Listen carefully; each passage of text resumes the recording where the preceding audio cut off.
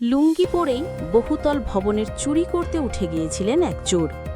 কিন্তু চুরি করার আগেই ধরা পড়ে যান তিনি।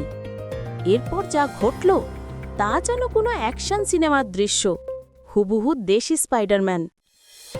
ভাইরাল হওয়া ভিডিওতে দেখা যাচ্ছে এক ব্যক্তি ভবনের একটি উঁচু তলার জানালার গ্রিল ধরে ঝুলে আছেন।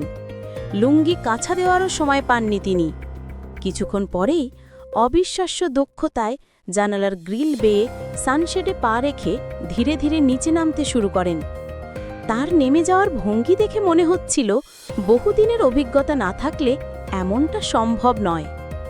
এদিকে নিচে থেকে মানুষ চিৎকার করছে, চোর চোর!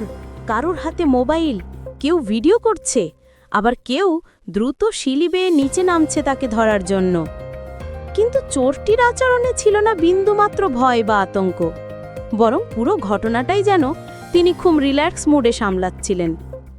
রেলিং, গ্রিল, কার্নিশ সবকিছুই তিনি এমন দক্ষতার সঙ্গে পার করছিলেন যেন এই কাজ তার নিত্যদিনের অভ্যাস। তবে ঘটনাটি কোথায় ঘটেছে সেই সম্পর্কে বিস্তারিত এখনও জানা যায়নি।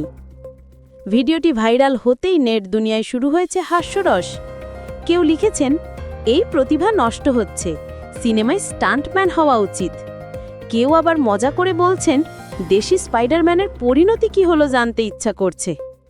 তবে অনেকেই উদ্বেগ প্রকাশ করে বলেছেন, এটি হাসির বিষয় নয়, বরং নিরাপত্তাহীনতার ভয়াবহ এক চিত্র। ভিডিওতে শেষ পর্যন্ত চোরটি ধরা পড়েছে কিনা তা নিশ্চিত হওয়া যায়নি, তবে তার মিশন ইম্পসিবল স্টাইলের পালানোর দৃশ্য নেট দুনিয়ায় এখন আলোচনার কেন্দ্রবিন্দু।